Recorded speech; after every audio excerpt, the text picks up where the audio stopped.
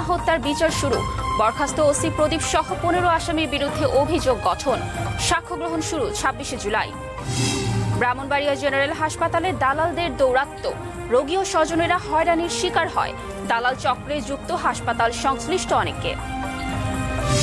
হিলি স্থলবন্দরে প্রতিদিন আসছে কমপক্ষে 25 ট্রাক পেঁয়াজ।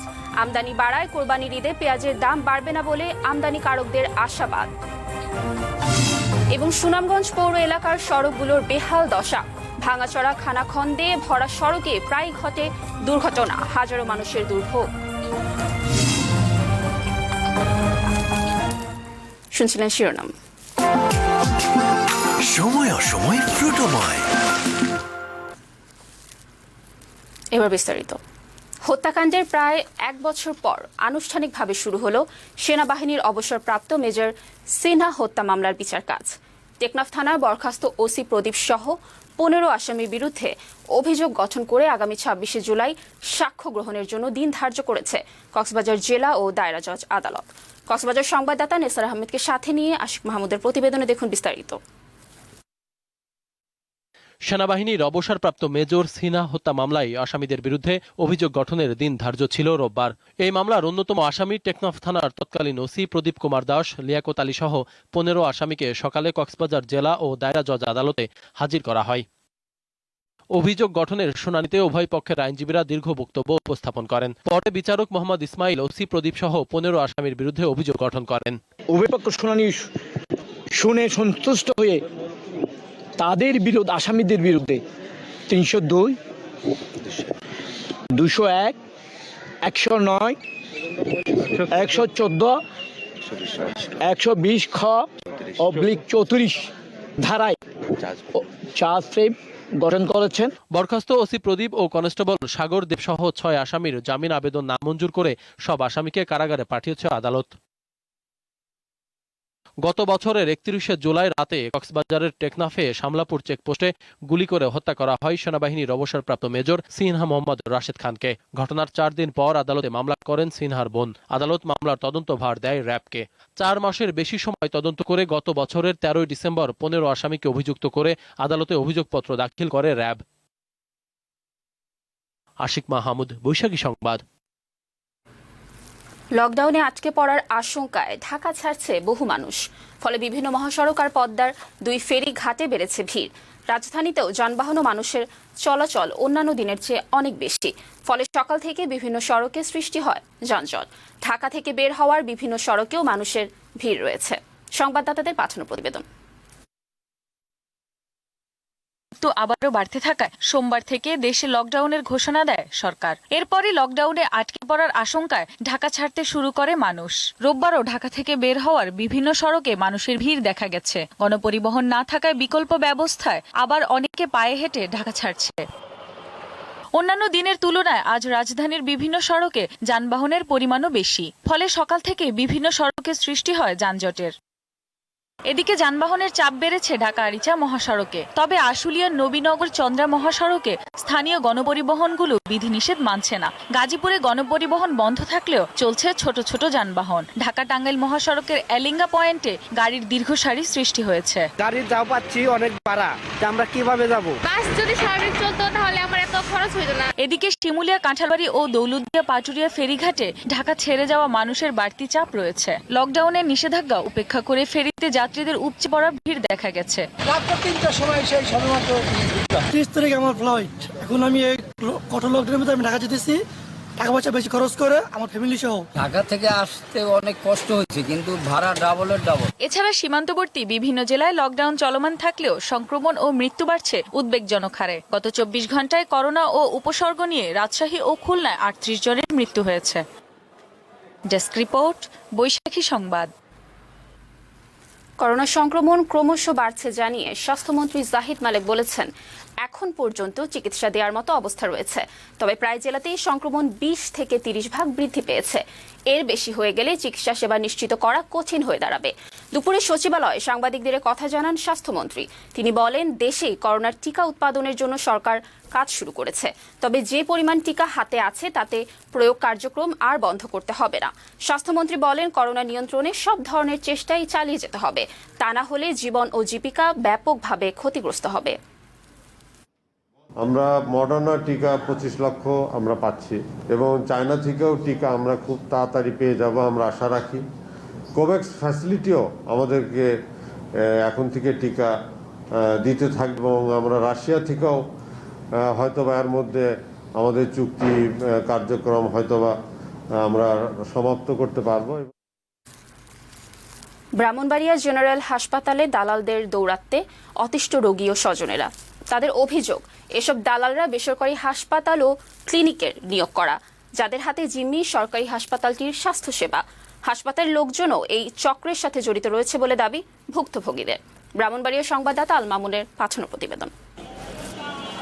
রোগী নিয়ে ব্রাহ্মণবাড়িয়ার 250 শয্যা জেনারেল হাসপাতালে ঢুকলেই পদে পদে দালালদের খপ্পরে পড়তে হয় স্বজনদের। বাইরের বিভিন্ন হাসপাতাল কিংবা ক্লিনিকে চিকিৎসা ও পরীক্ষা করার জন্য নানাভাবে প্ররোচিত করে দালালরা। তাদের হাতে অনেকটাই জিম্মি হাসপাতালের স্বাস্থ্যসেবা। ভুক্তভোগীরা জানান, সরকারি হাসপাতালে চিকিৎসার অব্যবস্থাপনার কথা বলে রোগী ও স্বজনদের প্ররোচিত করে দালালরা। নিয়ে যায় বেসরকারি হাসপাতাল, ক্লিনিক ও ডায়াগনস্টিক সেন্টারে। সেখানে পরীক্ষা নিরীক্ষার নামে হাতিয়ে নেওয়া হয় অতিরিক্ত টাকা। যে দালাল চক্রটা বা স্থানীয় যে লোকগুলো আছে, এই লোকগুলার এরা দালাল হিসেবে কাজ করায় এদের প্রভাব খাটায় তারা এই হাসপাতালগুলোতে প্রতিনিয়ত রুগী নিয়ে রুগী দেখতেছে এবং ব্যবসা বাণিজ্য করতেছে। প্রত্যেকটা জায়গায় দালাল, একটা কিছু করতে গেলে তাদের দালাল, পরীক্ষা করতে গেলে দালাল, একটা সেক্টরে ঢুকতে গেলেই দালালের মাধ্যমে সবকিছু করতে হয়। তবে রোগীদের অভিযোগের ভিত্তিতে সরকারি এই হাসপাতালে দালালদের বিরুদ্ধে অভিযান চালানো হচ্ছে বলে জানালেন জেলার নির্বাহী ম্যাজিস্ট্রেট। এখানে আমরা আরএমও যিনি রয়েছেন ওনার প্রসিকিউশনের ভিত্তিতে আমরা 6 জন দালালকে আইন অনুযায়ী শাস্তি প্রদান করেছি। আমাদের দালাল অভিযান অব্যাহত থাকবে। এদিকে দালাল চক্রের সাথে হাসপাতালের কেউ জড়িত আছে কিনা তা খতিয়ে দেখা হবে বলে জানিয়েছে সংশ্লিষ্ট কর্তৃপক্ষ। এটা অবশ্যই গ্রহণযোগ্য নয়। আমরা যদি এরকম পাওয়া যায় আমরা ব্যবস্থা নেব। হাসপাতালে আসা রোগীদের ভোগান্তি কমাতে দালাল মুক্ত করার দাবি জানিয়েছে সেবা নিতে আসা ভুক্তভোগীরা। ডেস্ক রিপোর্ট, বৈশাখী সংবাদ। সমুদ্র সম্পদের ব্যবহার ও নিরাপত্তা নিশ্চিত করতে বাংলাদেশ নৌবাহিনী কাজ করে যাচ্ছে। পাশাপাশি ফোর্সেস গোল 2030-এর আওতায় নৌবাহিনী উন্নত যুদ্ধ জাহাজ ও যুদ্ধ সরঞ্জাম সংগ্রহ করছে বলে জানালেন নৌবাহিনী প্রধান অ্যাডমিরাল এম শাহিন ইকবাল। দুপুরে চট্টগ্রামে বাংলাদেশ নেভাল একাডেমিতে গ্রীষ্মকালীন রাষ্ট্রপতি কুচকাওয়াজ অনুষ্ঠানে এসব কথা বলেন তিনি। চলমান করোনা পরিস্থিতিতে বিএনএর দীর্ঘমেয়াদী প্রশিক্ষণ শেষে 47 জন মিডশিপম্যান এবং 18 জন ডাইরেক্ট এন্ট্রি অফিসার সহ মোট 65 ক্যাডেট কমিশন লাভ করেন। তাদের মধ্যে 9 জন মহিলা অফিসার রয়েছেন। কুচকাওয়াজ শেষে সব বিষয়ে শ্রেষ্ঠত্বের জন্য সাইফ খান বিজনকে সোর্ড অব অনার, দ্বিতীয় সর্বোচ্চ কৃতিত্বের জন্য মোহাম্মদ আবুল কাশেমকে নৌপ্রধান স্বর্ণপদক এবং মেহেদী হাসান তুহিনকে বীরশ্রেষ্ঠ শহীদুল আমিন স্বর্ণপদক তুলে দেন নৌপ্রধান। সারা দেশে লকডাউন নিশ্চিত করতে প্রশাসনকে সহায়তা করার জন্য প্রস্তুত রয়েছে 61 লাখ আনসার সদস্য। গাজীপুরের শফিপুরে আনসার ভিটিপি একাডেমিতে বৃক্ষরোপণ কর্মসূচির উদ্বোধন শেষে এ কথা বলেছেন বাহিনীর মহাপরিচালক মেজর জেনারেল মিজানুর রহমান শামীম। তিনি জানান, জাতির পিতার জন্মশতবার্ষিকী ও স্বাধীনতার সুবর্ণ জয়ন্তী উদযাপন উপলক্ষে সারা দেশে আনসার ও গ্রাম প্রতিরক্ষা বাহিনীর বৃক্ষরোপণ কর্মসূচি শুরু হয়েছে। এ সময় বাহিনীর অতিরিক্ত মহাপরিচালক ব্রিগেডিয়ার জেনারেল খন্দকার ফরিদ হাসান, উপমহাপরিচালক কর্নেল রফিকুল হাসান সহ সদর দপ্তর ও একাডেমির কর্মকর্তারা উপস্থিত ছিলেন।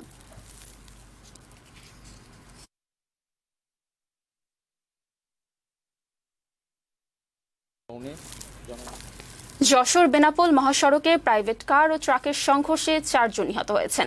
আহত হয়েছেন আরও 1 জন। দুপুরে যশোর সদর উপজেলার নিমতলী ধোপাখোলা নামক স্থানে এ ঘটনা ঘটে। পুলিশ জানায়, নিহতরা সবাই চট্টগ্রামের বাসিন্দা ও গরু ব্যবসায়ী। আসন্ন কোরবানির ঈদ উপলক্ষে প্রাইভেট কারে করে গরু কিনতে বেনাপোলে যাচ্ছিলেন তারা। পথিমধ্যে ধোপাখোলা এলাকায় পৌঁছালে একটি ট্রাক প্রাইভেট কারটিকে ধাক্কা দিলে ঘটনাস্থলেই 3 জনের মৃত্যু হয়। পরে হাসপাতালে মারা যান আরও 1 জন।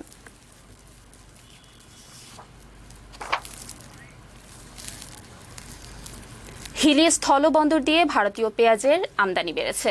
প্রতিদিন আসছে 25 থেকে 30 ট্রাক পেঁয়াজ।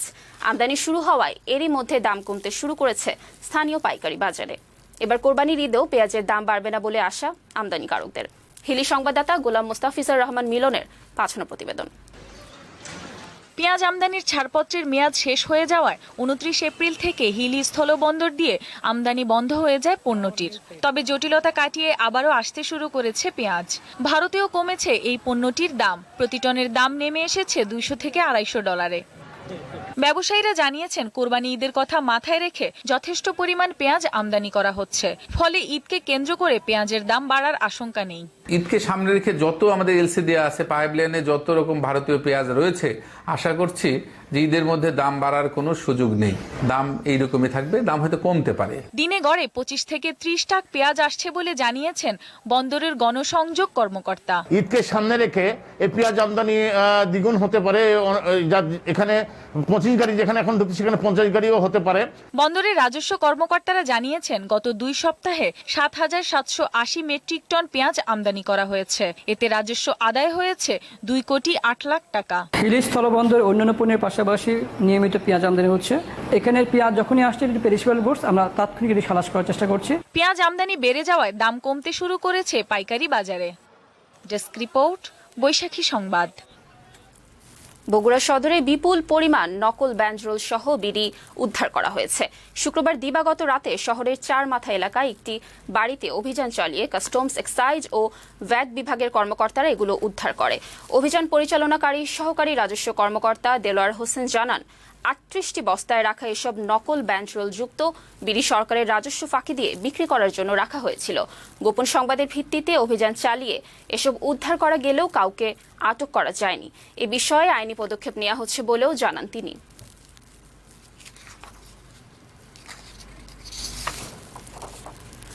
চট্টগ্রামের মিরসরাই পৌরসভার প্যানেল মেয়র শাখের ইসলাম রাজুর বিরুদ্ধে ফেনীর দাগনভূঞার এক যুবককে পিটিয়ে হত্যার অভিযোগ উঠেছে।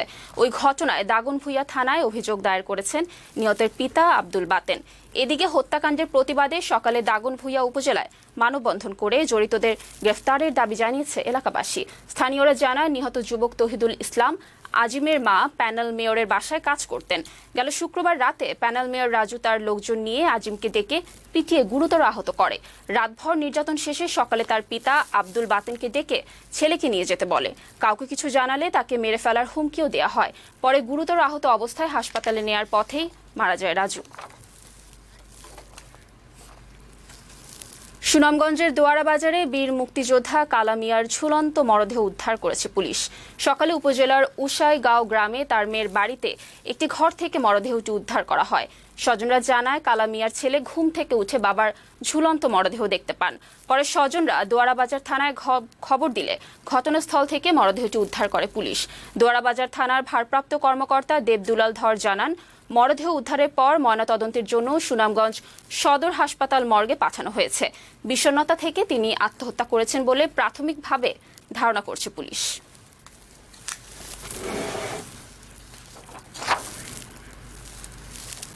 সংস্কারের অভাবে সুনামগঞ্জ পৌর এলাকার বেশ কিছু গুরুত্বপূর্ণ সড়কের এখন বেহাল দশা। ভাঙাচোরা আর গর্তে ভরা সড়কে প্রায়ই হচ্ছে দুর্ঘটনা। দুর্ভোগের শিকার হতে হচ্ছে এসব সড়ক দিয়ে চলাচলকারী হাজারো মানুষকে। তবে পৌরসভা কর্তৃপক্ষ জানিয়েছেন, সড়ক সংস্কারের ব্যবস্থা নেওয়া হয়েছে। সুনামগঞ্জ সংবাদদাতা কর্ণবাবু দাসের পাঠানো প্রতিবেদন। সুনামগঞ্জ পৌর এলাকার হাসাননগর, হাসপাতাল পয়েন্ট ও নবীনগর এলাকার সড়কগুলো সংস্কারের অভাবে চলাচলের অনুপযোগী হয়ে পড়েছে। অধিকাংশ স্থানে পিচ উঠে গিয়ে ছোট বড় গর্তের সৃষ্টি হয়েছে। সদর হাসপাতালে যাতায়াতের রাস্তাটিরও বেহাল দশার কারণে ঝুঁকির মাঝেই গুরুতর রোগীদের নিয়ে যেতে হয়। আর বৃষ্টি হলে স্থানীয়দের দুর্ভোগের মাত্রা কয়েক গুণ বেড়ে যায়। রাস্তার খানাখন্দে জমে থাকে পানি। ছোটখাটো যানবাহন উল্টে প্রায় সময় ঘটে দুর্ঘটনা। এই রাস্তাটা এখন পর্যন্ত ঠিক না। এই রাস্তাটা রুগী লইয়া আপনি যাইতে যে অসুবিধা, একটা ডেলিভারি রুগী লইয়া গেলেও আপনার যে সমস্যা হয়, রিক্সা লইয়া যাওয়াই যায় না। এদিকে রাস্তা যে ভাঙ্গার কারণে তো দেখা যায় আপনার গাড়ি, অটো যায়, রিক্সা যায়, উল্টে যায়। বিভিন্ন ইউনিয়ন, সদর উপজেলার হাজার হাজার মানুষ যাতায়াত করছে। এই রাস্তাটা সংযোগ করার জন্য আমি আহ্বান করছি। তবে সুনামগঞ্জের মেয়র জানালেন, ক্ষতিগ্রস্ত সড়কগুলো সংস্কারে উদ্যোগ নেওয়া হয়েছে, ঠিকাদারও নিয়োগ দেওয়া হয়েছে। এই তিনটা জায়গা দিয়ে চলাচলের অনুপযোগী বললেই চলে। ইতিপূর্বে আমরা এটা টেন্ডারের মাধ্যমে কন্ট্রাক্টর নিয়োগ করে দিয়েছি অলরেডি। দুর্ভোগ লাঘবে এসব রাস্তা দ্রুত সংস্কারের দাবি জানালেন স্থানীয়রা। ডেস্ক রিপোর্ট, বৈশাখী সংবাদ। পেঁয়াজের দাম বাড়বে না বলে আমদানিকারকদের আশাবাদ। এবং সুনামগঞ্জ পৌর এলাকার সড়কগুলোর বেহাল দশা, ভাঙাচোরা খানাখন্দে ভরা সড়কে প্রায় ঘটে দুর্ঘটনা, হাজারো মানুষের দুর্ভোগ। এখনকার সংবাদ এই পর্যন্ত। এরপর সন্ধ্যা 7টায় বৈশাখী সংবাদ দেখার আমন্ত্রণ রইল। বৈশাখীর সর্বশেষ সংবাদ জানতে লগ ইন করুন www.boishakionline.com। বৈশাখীর সাথেই থাকুন। ধন্যবাদ সবাইকে।